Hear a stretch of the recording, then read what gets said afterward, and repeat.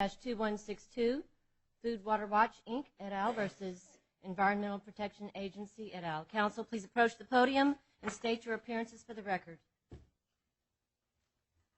Good afternoon, Your Honor. Michael Connett on behalf of the plaintiffs. All right, thank you, Mr. Connett. All right, thank you. Good afternoon, Your Honor. Brandon Adkins of the Department of Justice for defendant EPA. I'm joined by my colleague, Deborah Carfora, also of the Department of Justice. All right, good afternoon, everyone. Several things I want to cover this afternoon. Obviously, we're not going to be able to cover everything, but the first question has to do with standing. And maybe before I get there, I think it's important to define the scope of this case. My understanding is that the EPA's position is that this complaint brought under Section 21 is defined and delimited by the scope of the petition, and therefore it concerns neurotoxicity and not other kinds of potential health hazards from fluoridation, correct? Yes, that is the allegation in this case is neurotoxicity is the risk of concern. So when I look at the description of the various plaintiffs, it's not obvious. It seems to me that in order to have standing in this case, given the scope of the complaint, that the plaintiff has to have at least a plausible case of suffering some injury or likelihood of some future injury as a result of neurotoxicity, and not some other aspect of fluoridation. Well, actually, Your Honor, I think our response there is twofold. First, from the matter of statutory interpretation, when we're dealing with prudential standing and the zone of interest analysis, I think it's very instructive to look at an en banc panel of the Fourth Circuit. It's the case of Gaston, Gaston. The Ninth Circuit has relied on it considerably. The citation is 204 F3D 149. And in that case, Your Honor, the Fourth Circuit was looking at citizen suits under the Clean Water Act. And the court held that under the statute there, Congress allows any person who has an interest which may be adversely affected by a violation of the Clean Water Act to bring a citizen suit. And the court held that in allowing any person with that qualification to bring suit, Congress allowed persons to bring cases that reach the outer limits of Article 3. And here's a quote, Your Honor, from page 155 of the decision. If a Clean Water Act plaintiff meets the constitutional requirements for standing, then he ipso facto satisfies the statutory threshold as well. Now here, Your Honor, under TSCA, Congress made no qualification or did not limit which persons could bring a claim under the Section 21. It simply says any person may petition the administrator. In the Clean Water Act, Congress said any person who has an interest which may be adversely affected. So the Clean Water Act is more narrow in who can file a case, but even there, the Fourth Circuit held that standing reaches the outer limits of Article 3.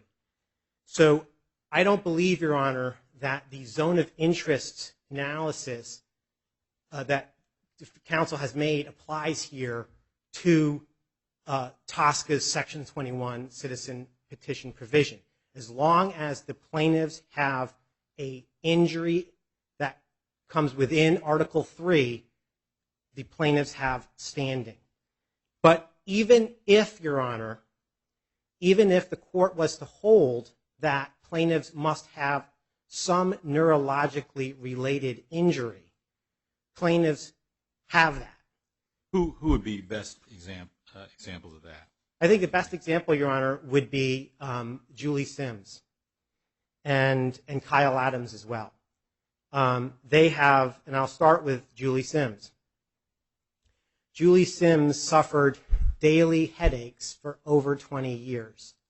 She tried according to her declaration, which is in evidence, experimented and tried a whole range of things to cure this, including a large number of pharmaceuticals and other potential. What suggests there's a plausible case that this is related to neurotoxicity?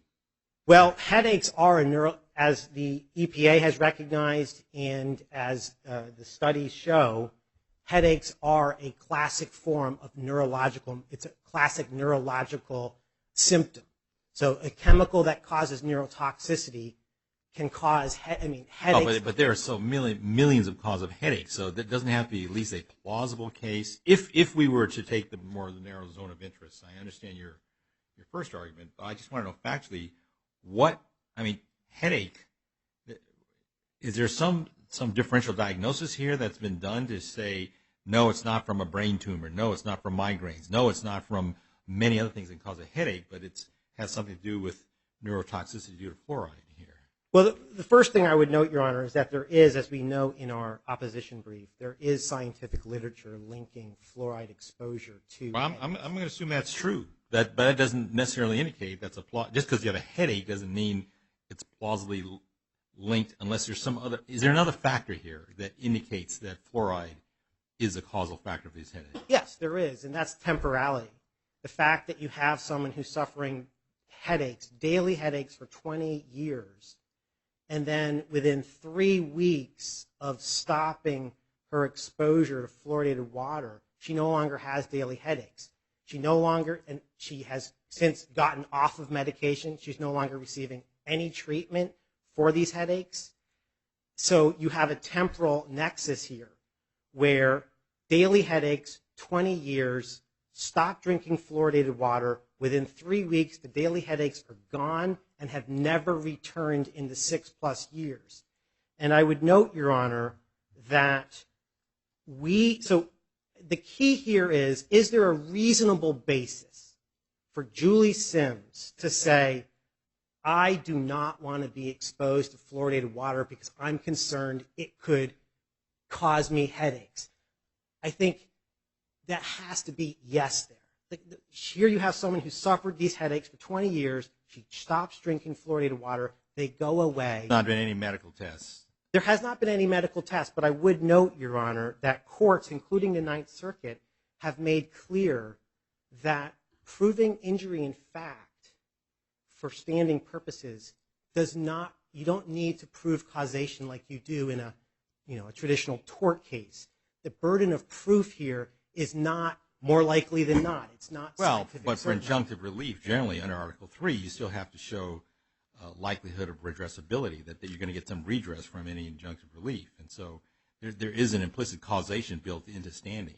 Right, and the causation here with Julie Sims is she has a credible basis to be very concerned about fluoridated water's effect on her health, and as a result, Your Honor, she is taking a number of measures that are causing her economic injury to avoid this harm.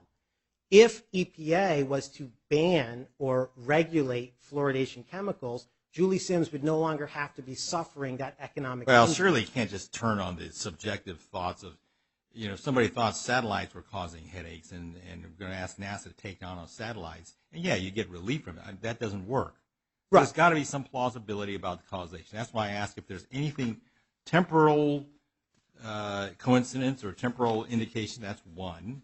Do you have anybody else that has any kind of medically linked, at least some plausible basis for linking the symptoms, whatever those symptoms may be, with neurotoxicity? So we have, in addition, Your Honor, we have Kyle Adams, who is the son and a plaintiff of the plaintiff Audrey Adams. And Kyle Adams is an adult autistic individual whose doctors have diagnosed him with a sensitivity to fluoride exposure. And we have introduced, Your Honor, as part of Audrey Adams' declaration, letters from her doctors, from Kyle Adams' doctors, stating that Kyle does have a sensitivity to fluoride and that his sensitivity results in him suffering headaches as a result of fluoride exposure.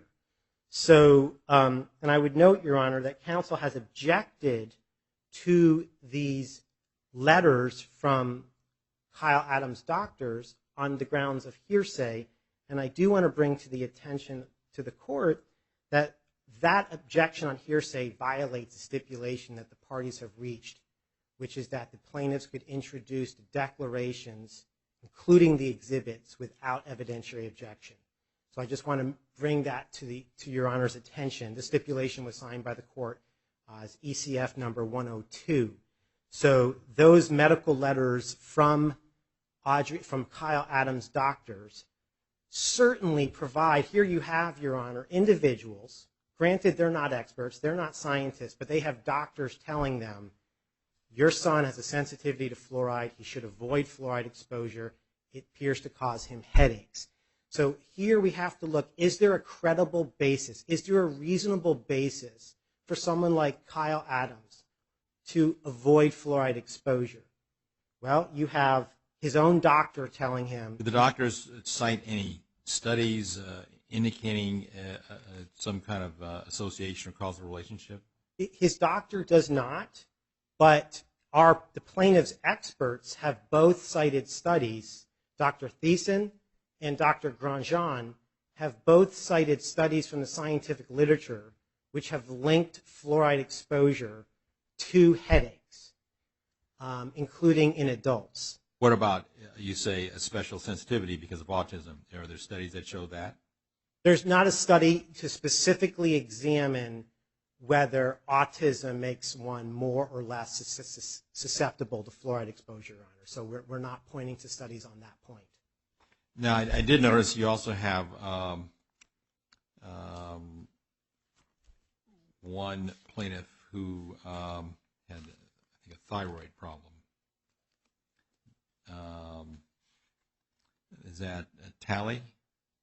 Yes, but, Your Honor, we are not proceeding with, pursuant to the stipulation, plaintiffs have agreed not to present Ms. Talley as a standing witness in this case. But I would mention another witness, another standing witness in this case, which is Christy Lavelle. She works for the San Francisco County Public Health Department. She's an occupational health therapist. And she became very concerned about the health effects of fluoridation chemicals in the early 2000s after reading a statement from EPA's own scientists. EPA's Union of Scientists at the headquarters office of EPA issued a statement in 1999 opposing the addition of fluoridation chemicals to water, in large part because of the EPA scientists' concern about the neurological effects of fluoride.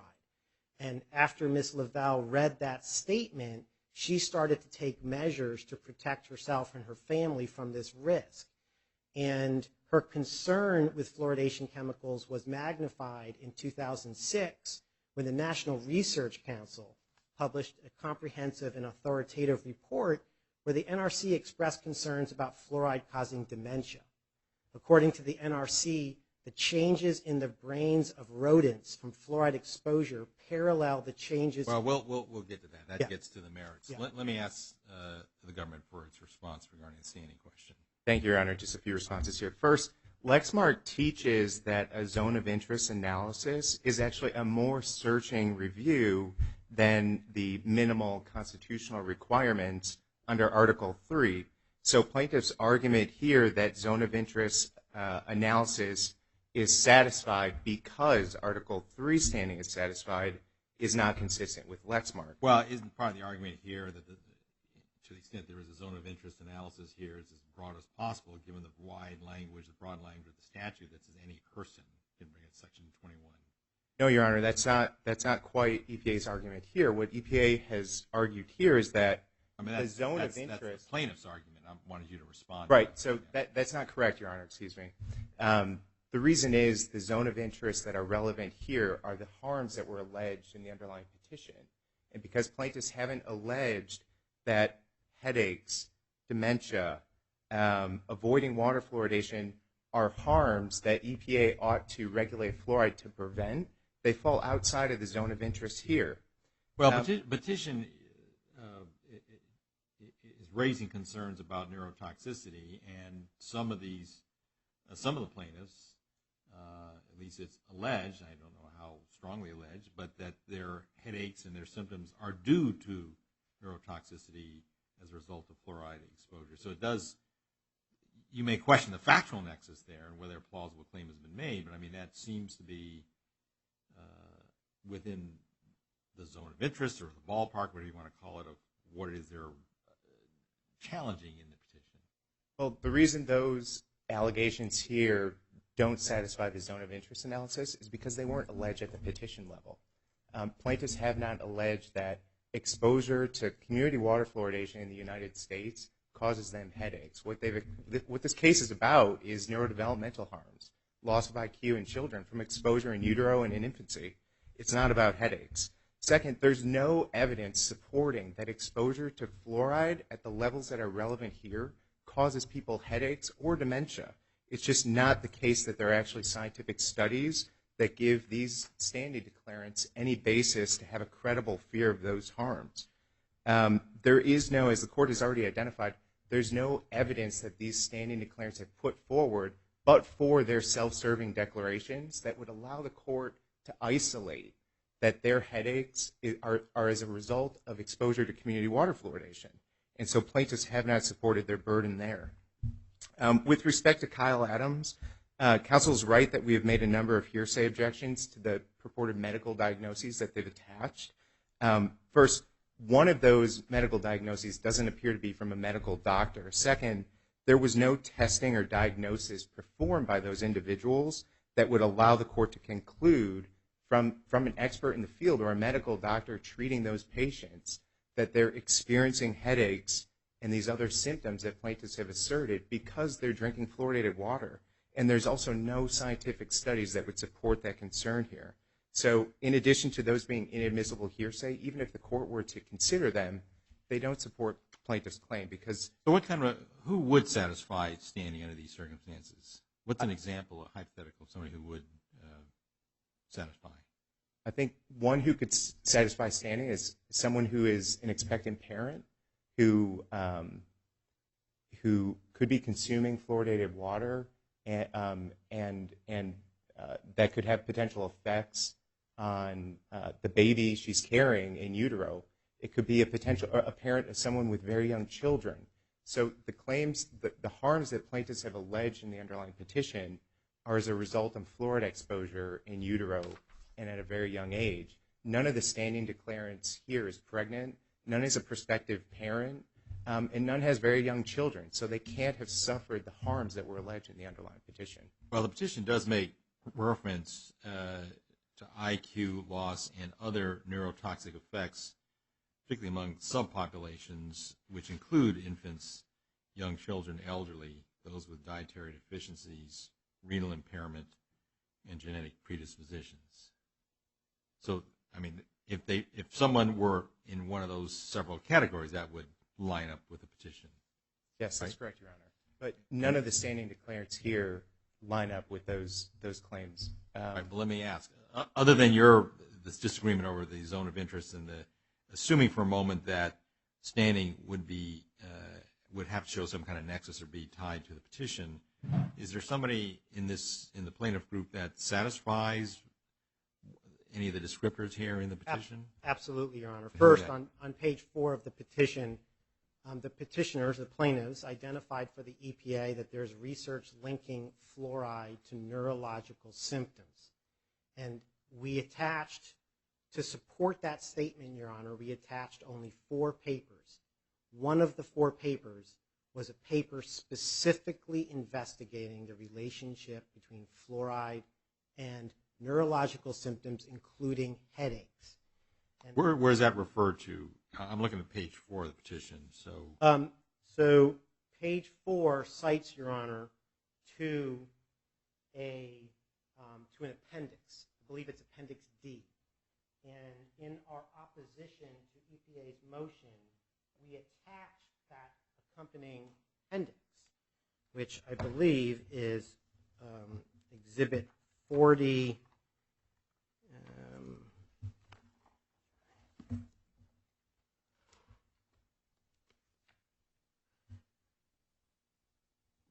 We attach it as Exhibit 46, Your Honor, to our opposition to EPA's motion, and you'll see there that we cite a study by Sharma, 2009, and that study by Sharma, which we've also attached as Exhibit 46, documents, and I'll read a quote, Your Honor, from the Sharma paper. On page 129 of the Sharma paper, it says, the most prevalent neurological manifestation was headache in both children and adults. So we did identify for the EPA that fluoride can cause neurological symptoms, including headaches. But the devil's in the details here. We can read all the findings we want from the studies, but it's important to look at what was the exposure in the study. And no, I understand there's a merits question, and we're not going to resolve a merits causation question on a standing stage. The question is whether somebody is within, whether it's a zone of interest or whatever terminology you want to use, and the argument here is that there is a specific tie, although true, admitted through incorporation by reference of an Appendix D, which then includes various things, but the allegation is that the issue of neurotoxicity and its manifestation via headaches is one of the things that was discussed and raised, and you've got somebody here, at least one or more plaintiffs who allege that there's a causal relationship between their headaches and exposure. I don't think it prevents a finding that plaintiffs don't have standing here. I mean, there's no dispute here that fluoride can have potential neurodevelopmental effects at very high exposures. And what plaintiffs need to do is to put forth scientific evidence that would support that their headaches are caused by or a result of. Well, I guess that raises the question: how deeply do you have to get into the merits just to prove standing? I mean, it seems I would to me think at least one study that could make that finding is at least will get them over the hump and get them to trial here, but they have not put that forward. Your Honor, two quick points in response to that. First, the Ninth Circuit in Hall v. Norton, 2001, makes clear that you don't need to establish causation for purposes of standing to the degree that you would need in a tort claim. Many other circuits have held the same, including the Gaston case, the en banc Fourth Circuit decision from 2000. That court stated that the defense in that case was creating evidentiary barriers to standing that the Constitution does not require. And you have similar language in a number of other decisions. I would point the court to a Second Circuit case from 2003 titled New York Public Interest Research Group v. Whitman. The citation is 321 F3D, and the pin site is 325 to 326. And in that case, the Second Circuit held that for purposes of standing, where you have a situation of the plaintiffs being concerned about the risks posed by chemicals to them, the mere fact that you have uncertainty in the scientific literature about what those chemicals could do to their health, that mere fact alone is sufficient. Yeah, but I've asked you the converse. I understand certainty is not required. On the other hand, pure speculation, you've got to have, it seems to me, if you apply Iqbal and Twombly to this context, I don't know if it does, but I could see where it does, you've got to have at least a, quote, plausible claim of causation. And here, is there to me, that's the question I asked in the first place. Is it plausible that the headaches complained of are related to the claimed hazard in the petition, i.e. use of fluoride? And the best you can come up with so far is, one, there's a temporal thing, which come back to that as well, is the placebo effect, there's all sorts of things. It doesn't show much. I mean, all sorts of people think that there's a causal relationship when in fact no scientific relationship in many different arenas. And two, you have doctor notes, but the doctor notes don't have much analysis, so you have to string it together with exhibit number 646. So whether that's enough, I don't know. It seems to me that's the issue. That's the issue. How plausible is this claim? Mere uncertainty, I agree. Mere uncertainty doesn't vitiate standing. And we don't also, I also agree, you don't have to resolve and have a trial on the merits to determine whether they're standing. That's why an intermediate step such as plausibility is a fair way to assess that. So, and Your Honor, we, in addition to, so we have the study that we've attached to our opposition as Exhibit 46. We also cite on page 22 of our opposition in the footnote, we cite 2 pages from our expert reports which discuss other scientific research linking fluoride to headaches.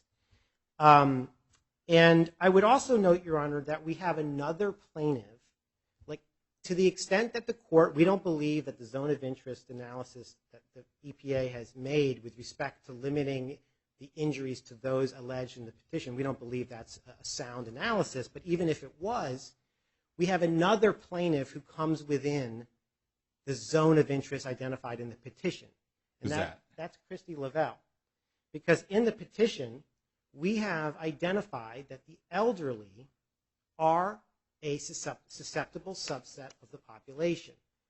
And as Ms. Lavelle points out in her declaration,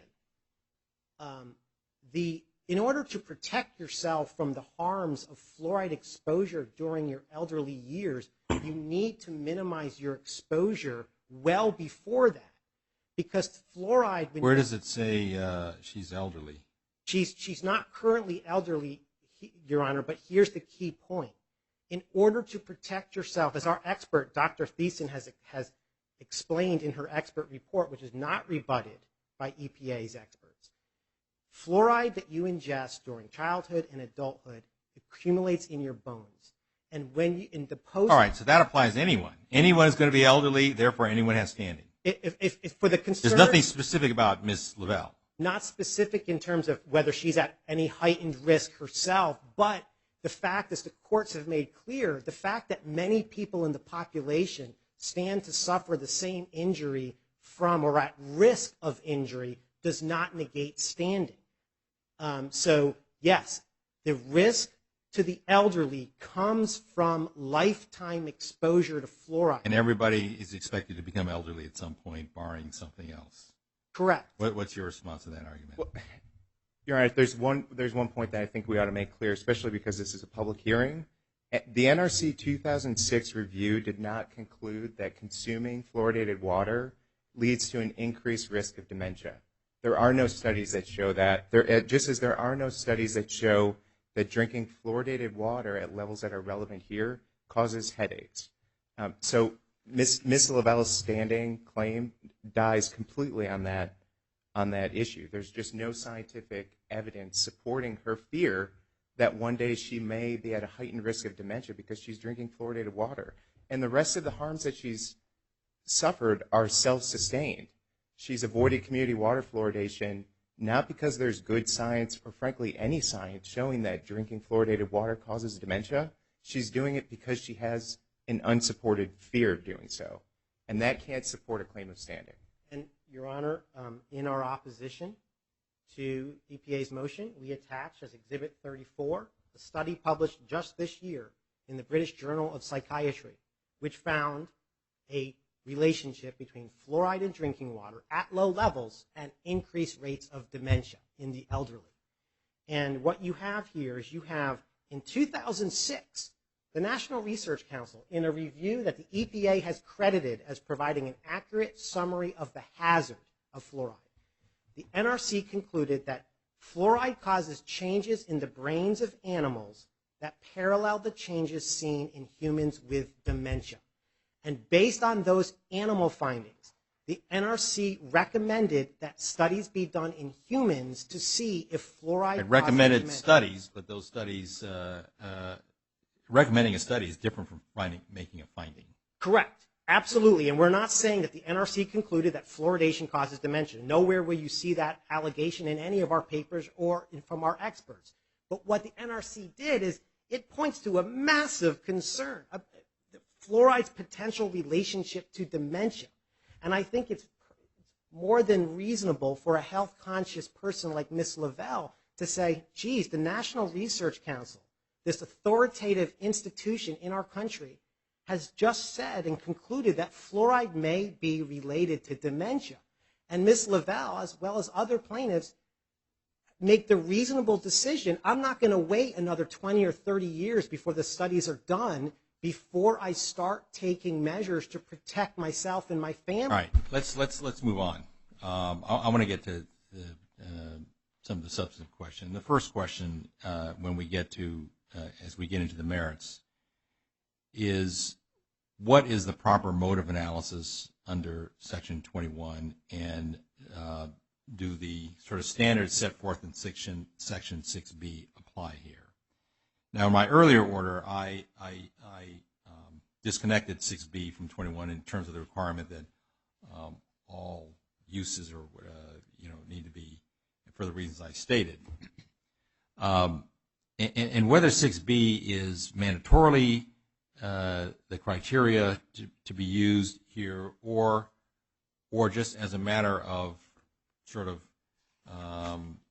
common sense to apply that standard, I guess I'd like to know, why shouldn't the court, at the very least, use Section 6B and the criteria there, which a lot of it is just sort of common sense, frankly.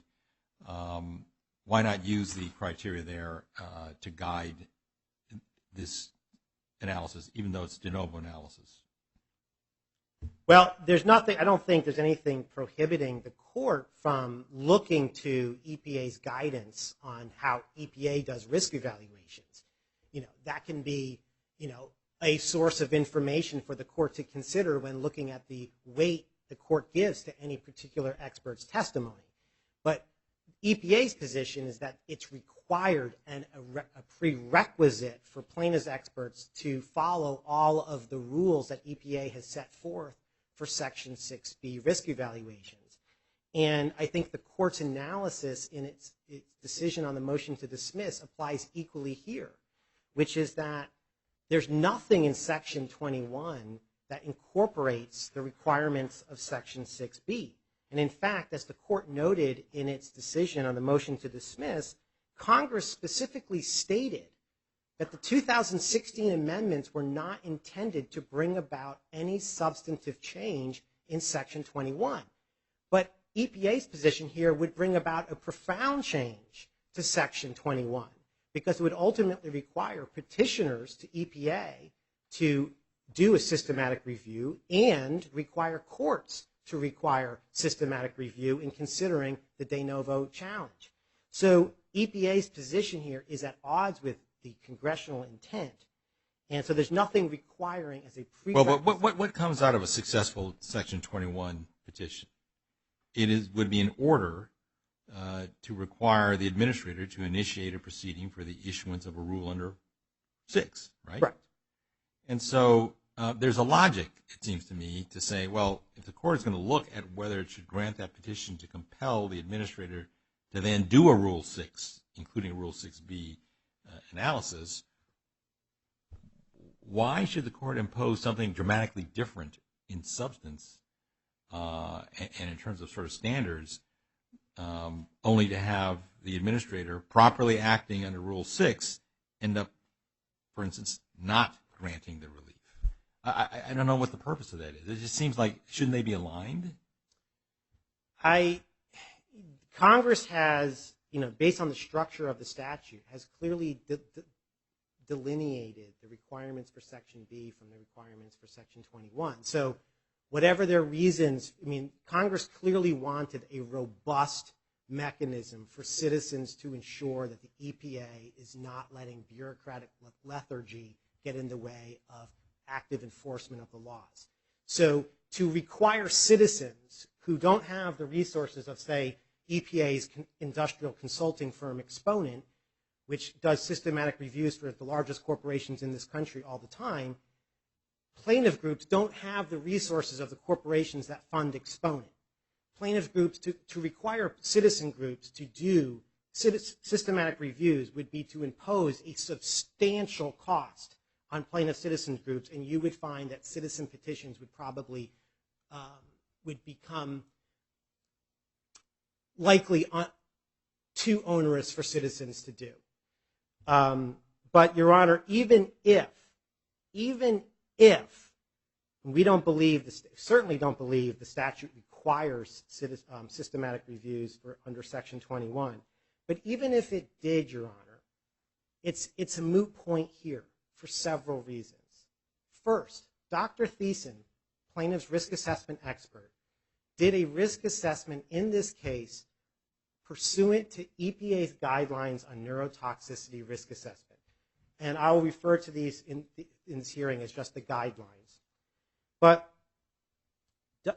EPA's expert, Dr. Tala Henry, who is the deputy director of the Office of Pollution Prevention and Toxics, which oversees TSCA risk evaluations, Dr. Henry testified in this case that a risk assessment under the guidelines is, quote, effectively a systematic review. Now, the reason, Your Honor, for that is that the guidelines provide a number of predefined criteria and factors to consider when analyzing the scientific literature. That's exactly what Dr. Thiessen did. Right, so your position is Dr. Thiessen did comply, even if we were to apply Rule 6BF, that she complied and that her conclusion, her analysis satisfies. Right, and this is according to Dr. Henry, who didn't realize that Dr. Thiessen did a risk assessment under the guidelines. Dr. Henry didn't realize that, and I don't believe she was provided that information. But Dr. Henry stated that, yes, an analysis, a risk assessment under the guidelines is effectively a systematic review. So plaintiffs do not allege that Dr. Thiessen's review is a formal systematic review, but it's effectively a systematic review according to EPA's own expert. All right, so let me find out from the EPA, what is deficient about Dr. Thiessen's, even assuming we apply the 6B kind of criteria, weight of scientific evidence, et cetera, what's deficient about it? Okay, and I'd like to come back and address a couple of points that counsel raised, but I'll answer the court's question first. Dr. Thiessen did not conduct a systematic review as required by TSCA. Science-based decisions under TSCA must be based on weight of the scientific evidence. That's a term of art under the statute that Congress defined to mean systematic review. Dr. Thiessen admittedly did not conduct a systematic review. When she was asked why she didn't conduct a systematic review at her deposition, she testified that it would be too expensive. That does not excuse plaintiffs for trying to convince the court to set nationwide policy. It's interesting to hear counsel now say that it's okay for the court to consider EPA guidance, yet nowhere in their briefing or their expert reports have they tried to rely on the guidance that EPA's issued after TSCA's amendments. And that guidance is specifically addressed to interested persons in submitting draft risk evaluations. But they did not follow it.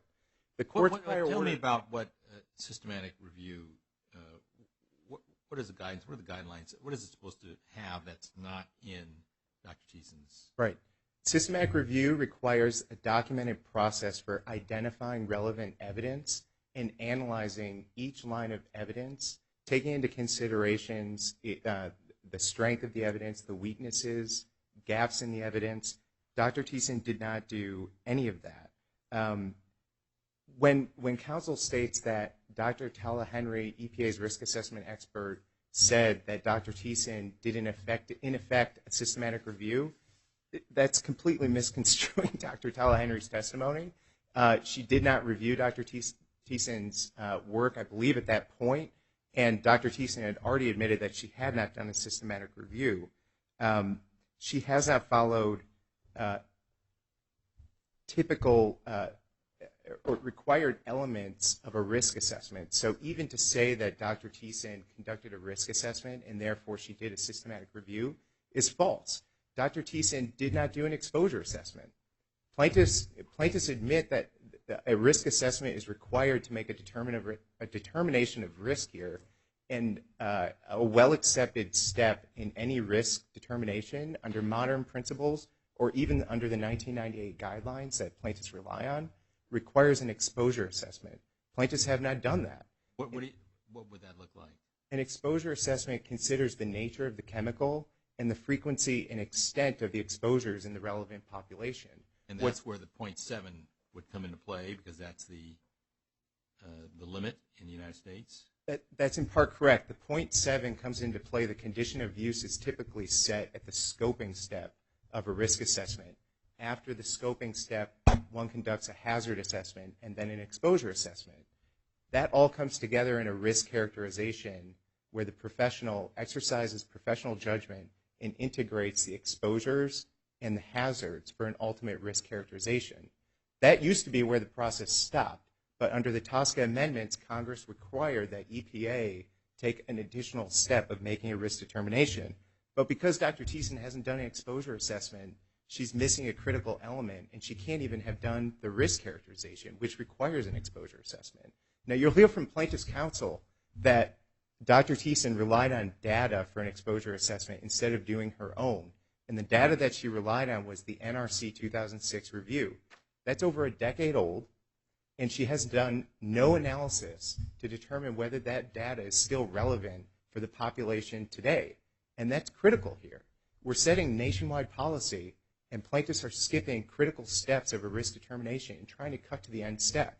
That's not what TSCA requires, and that's not what Congress meant. Is there anything deficient about the NRC review data other than the fact that it's a decade old? There isn't evidence in the record to be able to answer that question because plaintiffs have not done a systematic review or attempted to determine whether that data is the best available science.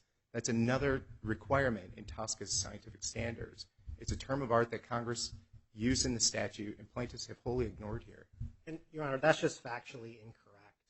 If you look at Dr. Thiessen's declaration in this case, and she cites to the pages in her expert report to document this, she did an exposure assessment. And yes, she did rely in part on the NRC report, but she didn't just rely on the NRC. She relied on intake information from the Centers for Disease Control, as well as a number of published studies that have come subsequently. Where would I find the exposure assessment? I'm looking at her report, her assessment of neurotoxicity of fluoride. Right. Where would I see that? I'm going to just get out the declaration here.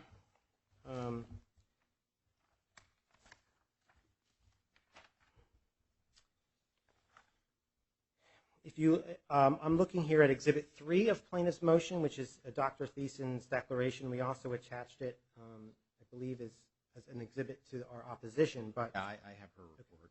So if you, on page 8, on paragraph 8, the bottom of page 3 of her declaration, she states that I also conducted an exposure assessment to assess the extent of exposure to fluoridated water. Then she cites pages from her report. Now, her focus here primarily was on infants, because infants, and there's no dispute about this. I mean, I think EPA is trying to make this kind of create factual disputes where they don't exist. EPA's own 30BC representative admitted under oath in this case that fluoridation chemicals, quote, dramatically increase exposure to bottle-fed infants. EPA has itself published data showing that bottle-fed infants that receive fluoridated water have approximately 100 times more fluoride exposure than breastfed babies. So there's no new study that could be published that would change that assessment. It's how you're putting a chemical into that's a comparison, but shouldn't there be some quantification? Yes, and she does. Comparison of breastfed versus bottle-fed. EPA has published that data, and Dr. Thiessen on pages 40 to 43 of her report goes through the published data and specifically provides exposure estimates for bottle-fed infants. On page 40 to 43, it's Exhibit A to her declaration. I'm looking at it. It's a detailed assessment of infant exposure, and it's not in dispute by EPA's own 30B6 representative. What's the EPA's response? It's not a complete exposure assessment, Your Honor. It's not. The data, frankly, are not available at this time in the United States to make the sorts of comparisons that Dr. Thiessen is trying to do here. And there's no analysis that the data that Dr. Thiessen is relying on is is being used for its intended use, which is a requirement of best available science under Section 26 of TSCA, the scientific standards. Well, let me ask you. I mean, maybe we need to revisit this question of 6B. I mean, if the outcome of a 21 Rule 21 or Section 21 petition is not an order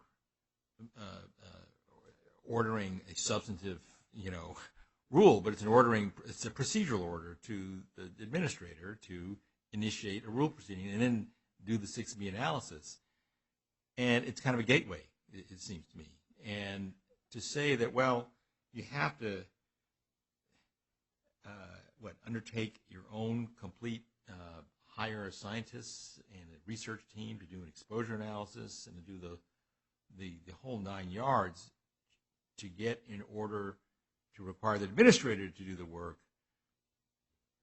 that does seem like it could impose an insuperable barrier to getting any kind of relief. I mean, when could anybody ever, get relief? I don't disagree that it's an imposing requirement, but we're talking about setting nationwide policy, and Your Honor hit the nail on the head earlier. Well, but it's not setting policy. It's asking the administrator to set the policy. Right. And the administrator could still come out and say, I've done the 6B thing, and there's not enough here, and there's not enough there's no unreasonable, threat, and end of it. Your Honors recognize that Section 21 is one of 3 pathways to a Section 6A regulation. The Court's consideration of risk here must be guided by the process, criteria, and standards that Congress required in determining whether regulation is warranted under Section 6A. Plaintiffs would have the Court make a determination here that's completely divorced from TSCA's scientific standards. That can't be the case because it would have adverse effects. For example, if the Court were to order, as you've stated, if you were to order EPA to initiate a rulemaking proceeding under Section 6A based on evidence that does not satisfy TSCA's scientific standards, EPA would then be in the position of having to make scientific judgments that aren't based on best available science or weight of the scientific evidence. And those judgments would be difficult. Let me ask you what you just said. Why is that? I mean, if all the Court can order at the end under Section 21 is for the administrator to initiate a rule proceeding, that doesn't dictate the substantive outcome of that. That's correct. Under Section 6A, EPA must regulate the risk that the Court determined. And because EPA must do that, EPA must be making decisions about how to manage that risk, which do have to satisfy Section 26, which do have to satisfy the other scientific So the risk will have been established in a binding manner upon the administrator once you go through Rule 21 and the petitioner prevails? Well, I want to make sure I'm clear. If the Court were to make an unreasonable risk determination here, the Court could order or would order EPA to initiate a rulemaking proceeding. As you said, the Court would not be dictating what the result of that proceeding is, but EPA would have a responsibility under Section 6A to manage the risk that the Court identified through a rulemaking process. And in doing so, EPA will have to make scientific judgments that must satisfy TSCA's scientific standards, and will look back at the risk determination that the Court made. If that risk determination is completely divorced from the statutory requirements, as plaintiffs would have the Court do here, EPA cannot make scientific judgments that are based on best available science and weight of the scientific evidence. Why is that? Why would the administrator and the EPA be barred or handcuffed from making the kind of full scientific analysis that is contemplated here?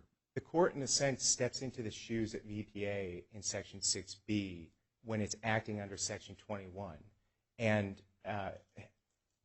EPA will have to consider the risks that the Court identified in the risk. That risk is given. The unreasonable risk is given at that point. That's right. And the Court can order EPA to regulate, but the Court wouldn't be ordering EPA to, for example, conduct a risk evaluation and try to determine what the best available science is.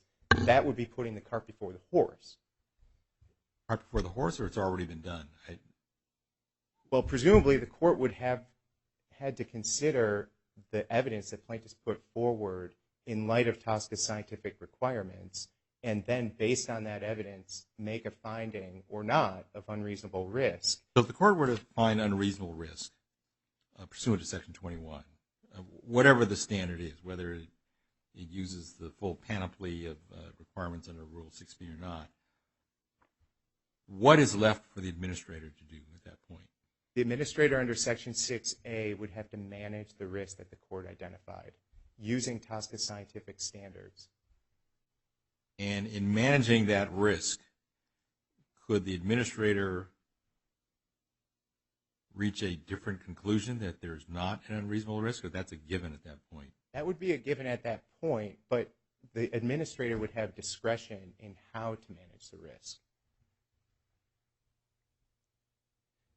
Now, the court had made mention of its prior order. I do want to be clear here that we're not asking the court to go against or in any way overturn that order. I think what the court determined in that prior order was not to import concepts from Section 6b into the Section 21 petition process. What EPA has offered here is a construction of Section 21 that brings harmony to the overall statute. Well, I understand. It's not literally incorporated by reference, but it can be looked to as guidance and as a policy would make sense to apply those standards. And I think the court has an obligation to, because there are nearly verbatim terminology used in Section 21 and the risk evaluation standard in Section 6b. And so the court should interpret identical terminology in the statute consistently. Your Honor, if I could, I agree with counsel that the court steps into the shoes of the EPA for purposes of a risk evaluation or for purposes of determining whether a risk exists. And one very important point here is even if the court were to hold, I don't believe the statute supports it, if the court was to hold that there needs to be a systematic review consistent with Rules Section 6b, the court has that in this case, Your Honor. That's that what? The court will have that systematic review here at trial in several ways. First, as we've already discussed, Dr. Tyler-Henry admitted that a risk assessment according to the guidelines is effectively a systematic review. But even if the court was not to credit that, EPA's experts on safety in this case, the two scientists from Exponent, did systematic reviews. One did a systematic review of the human epidemiological literature. The other did a systematic review of the animal literature. And, Your Honor, both experts conceded at their depositions that they did not identify a single material study that would challenge the opinions of plaintiffs' experts. There is no, so the court will have systematic reviews at its disposal. And EPA's experts from Exponent, they are experts in finding any possible uncertainty on any chemical causing any effect. So the court will be presented with a litany of uncertainties in the data. So the court will have before it the very type of systematic review that EPA claims is necessary. And most importantly, EPA's experts, after doing these systematic reviews, conceded that they didn't identify any studies that contradict plaintiffs' experts' opinions. Where would I find the EPA expert, what tabs? First would be Exhibit 27 of plaintiff's motion, and that would be Dr. Ellen Chen, who is EPA's epidemiologist. And I believe it's on, let me get the pages here.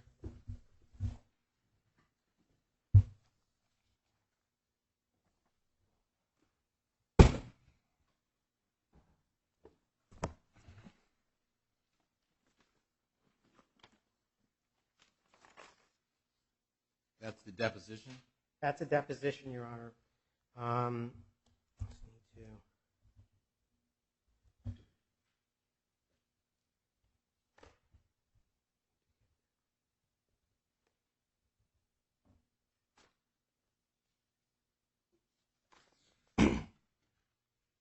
While he's looking for that, what's your response to citing the EPA EPA's experts to show that systematic review was done. Thank you, Your Honor. It does not say plaintiff's claim. First, with respect to Dr. Thiessen's effective systematic review, as I've said before, Dr. Tala Henry's testimony does not support that somehow what Dr. Thiessen did is magically a systematic review because she was following the risk assessment principles of the statute. Those are entirely different concepts. I think if the court looks at our brief, looks at the definition that Congress gave to weight of the scientific evidence, it's clear that what Dr. Thiessen did is not a systematic review and that there's no way doing a risk assessment, if she even did one, can be a stand-in for systematic review. Second, EPA's expert systematic reviews do not save plaintiff's claim here. First, systematic review is not just the tallying of studies, as plaintiffs would have the court believe. It requires an integration of all lines of evidence, consideration of the limitations and the methodologies and the conclusions of that evidence. And while EPA's experts did that, I doubt that plaintiffs would like to rely on EPA's experts' conclusion, which is there isn't EPA's risk assessment experts' conclusion, which is the only opinion in evidence that has looked at EPA's systematic reviews.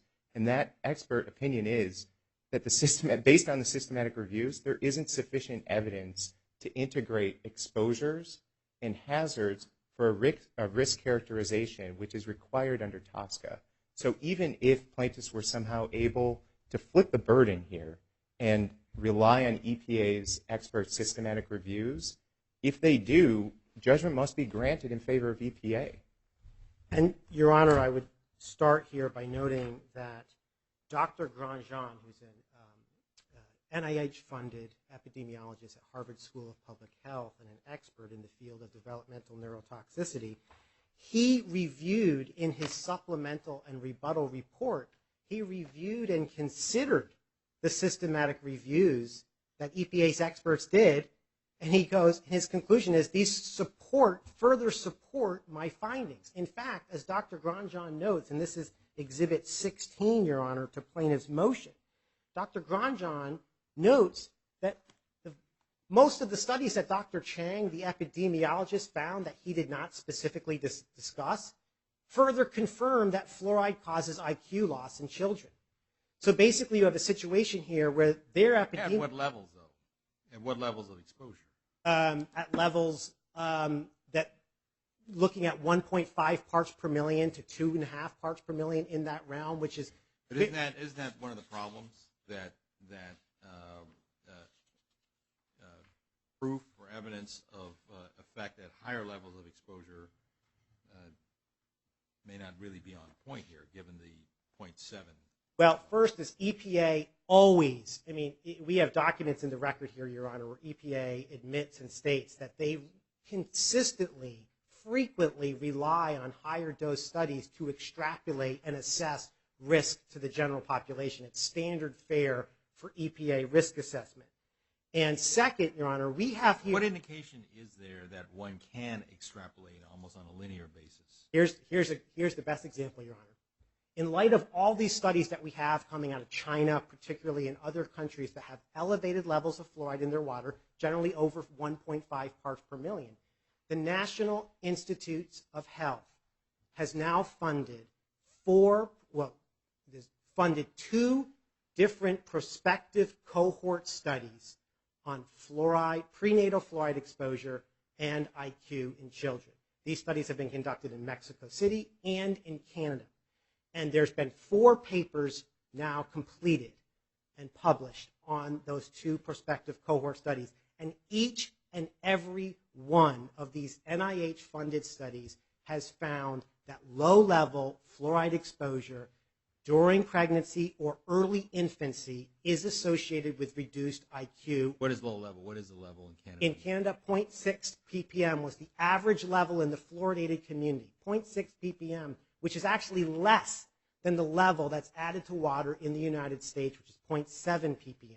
What about in Mexico? In Mexico City, Your Honor, they use a salt fluoridation program, which is designed to replicate the exposures produced by water fluoridation. And importantly, Your Honor, the urinary fluoride levels in the pregnant women in the Mexico City cohort are essentially the same as the urinary fluoride levels in the pregnant women in the Canadian cohort. So the authors of these studies, Your Honor, who have agreed to appear as experts in this case, have reached the opinion that the evidence supports fluoride causing neurotoxic effects at the levels added to water in the United States.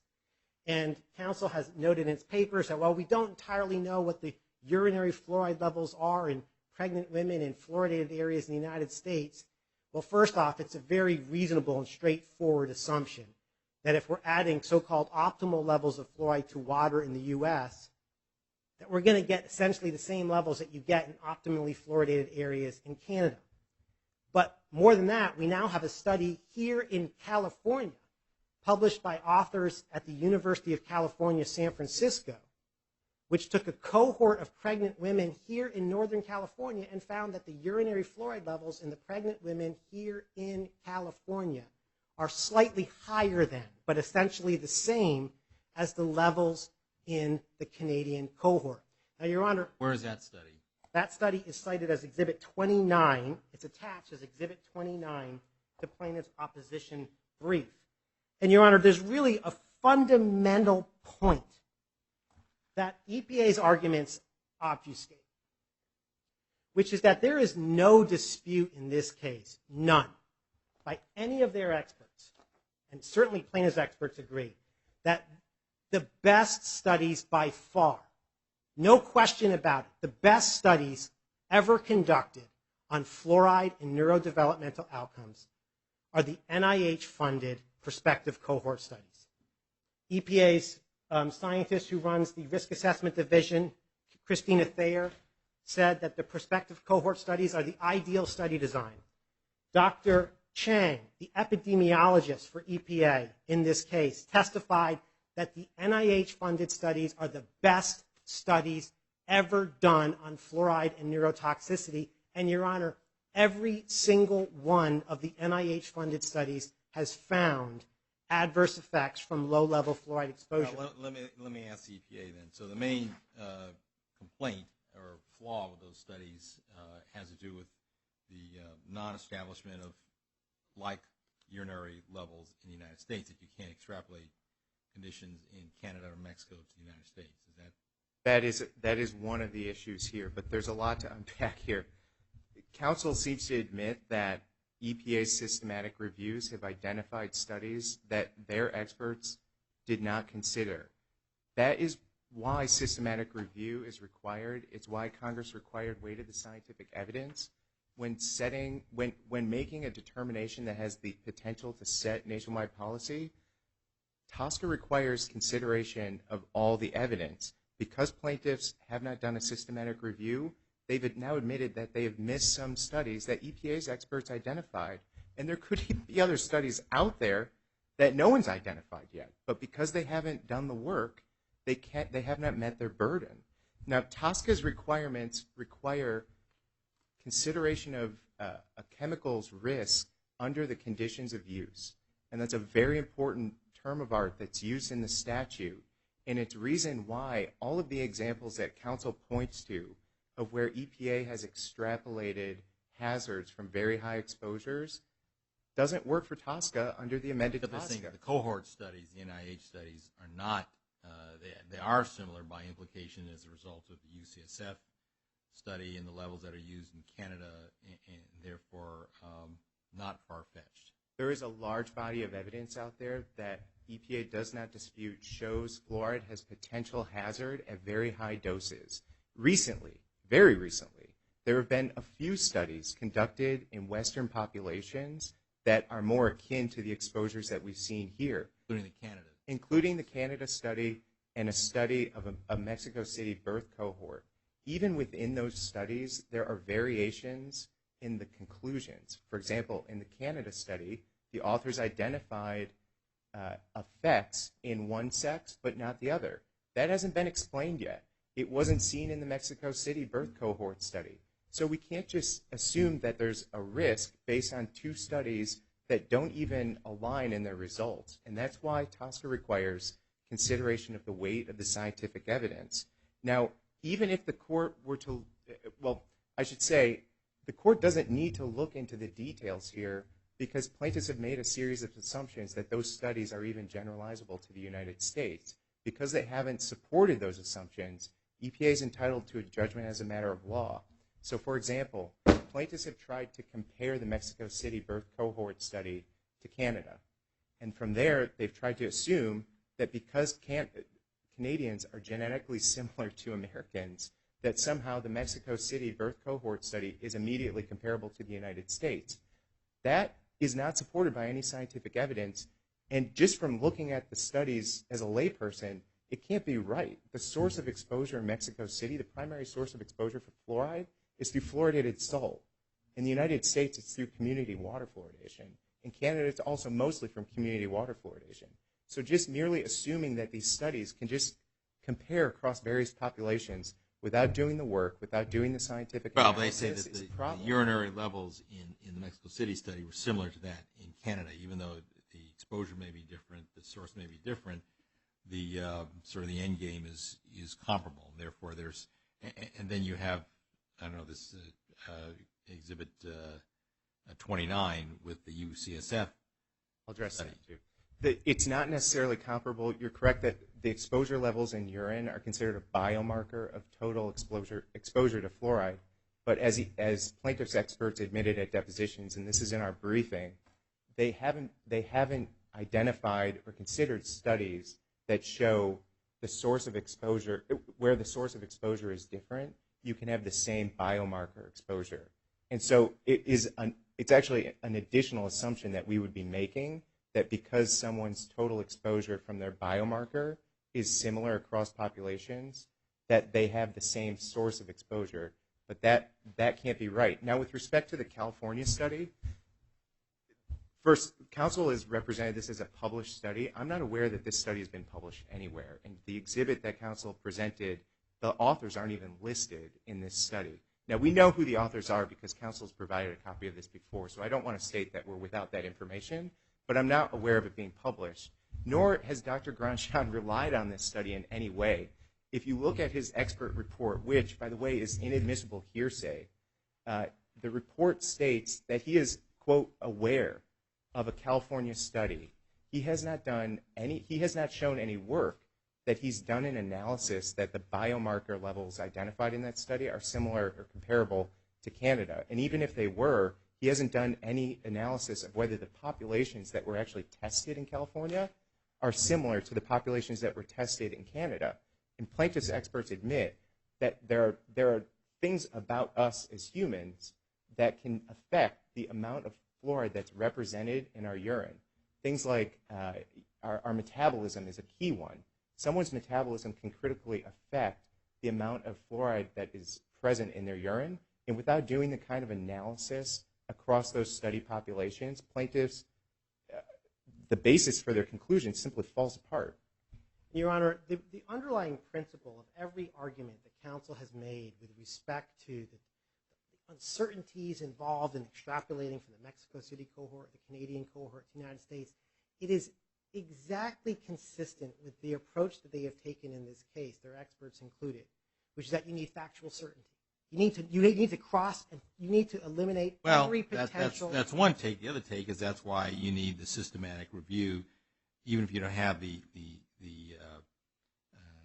factual certainty, which nobody can ever obtain in this field. But if you have a proper systematic review, you would take into account, for instance, the strength and the probative value of the study based on what some of the potential confounding factors and other things, and you take that into account. It's not to say you give it no weight, but it may affect the weight that you give it. And if you do it in a coherent, systematic way, then you can look at it rationally. I mean, I think that's their argument. Not that you can't tolerate uncertainty, but you have to treat this in a way that's systematic and view each stream of evidence and weigh it according to its weaknesses and its strengths. Right, and this goes back to the purpose of systematic review, as Your Honor has noted, is to make sure you're not missing something important. You want to make sure you have all the evidence in front of you so you can assess it. And you give proper weight or unweight to each piece of evidence. Right, And one thing that's not in dispute, their experts admit it, is that those NIH-funded studies are the best available science today. Well, they may be the best available, but are they good enough? Well, here's, Your Honor, we have... Best available science is a term of art under this statute, so we shouldn't just throw that around. It requires objective scientific studies. It requires consideration of whether the data that's being presented is reasonably being used for its intended purpose, and it requires an analysis of the limitations of that data that was used in that study. And Dr. It's not just what the newest study is. Let him finish, actually. You interrupted. Excuse me. So, Dr. Grandjean, there's no dispute, first off, that the NIH studies are the best studies available.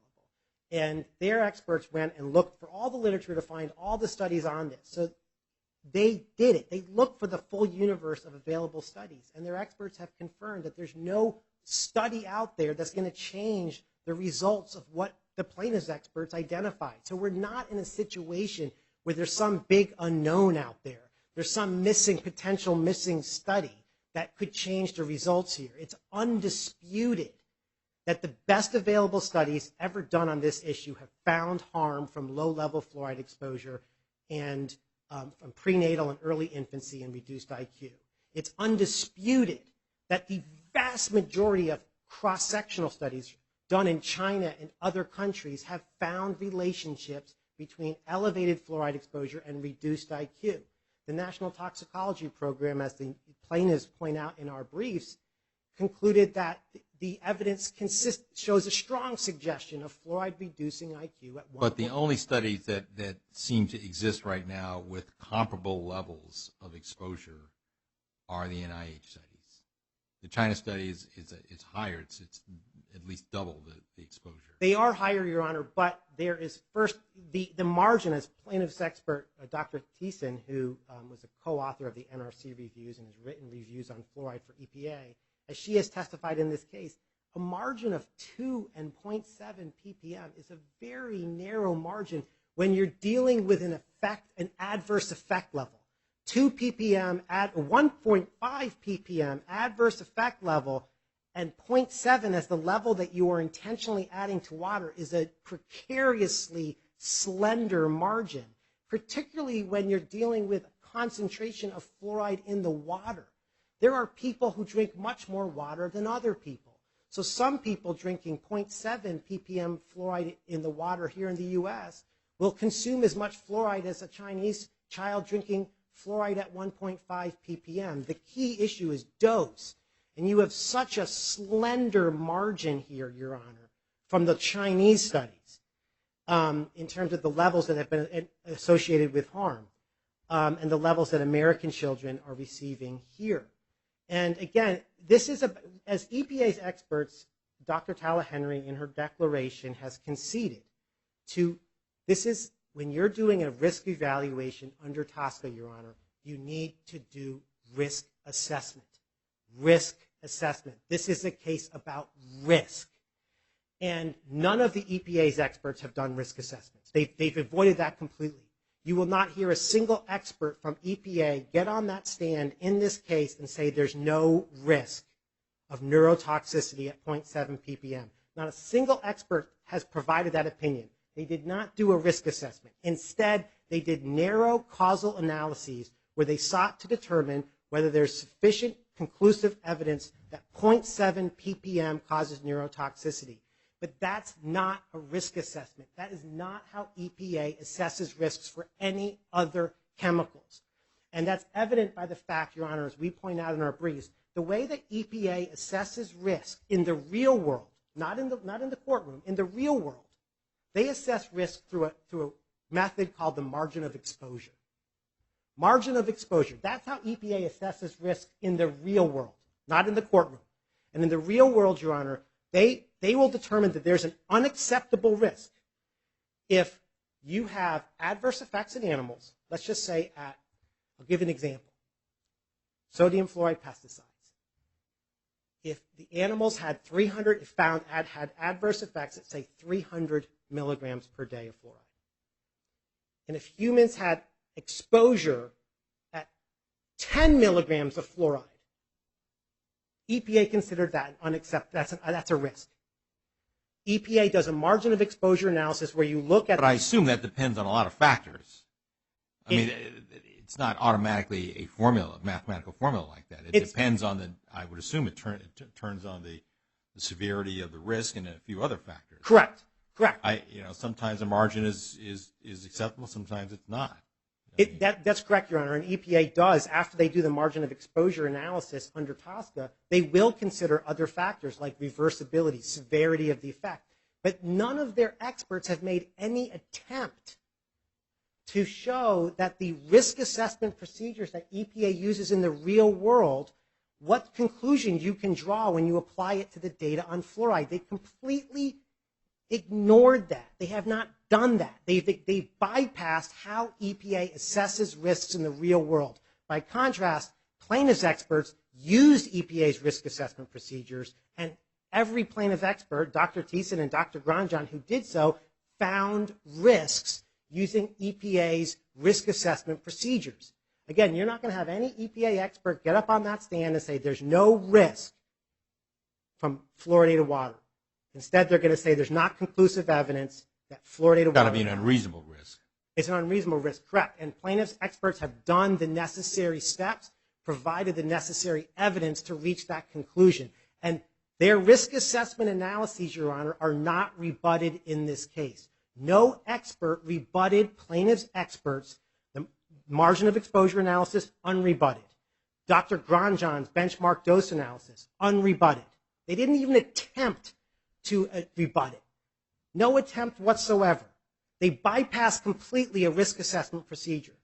And again, Your Honor, if you look at Tala Henry's declaration that EPA attached to its motion, if you look at that declaration, Your Honor, paragraph 13, 15, 17, and 19 all make clear that you need to do a risk assessment if you are to assess risk under TSCA, to make a risk determination.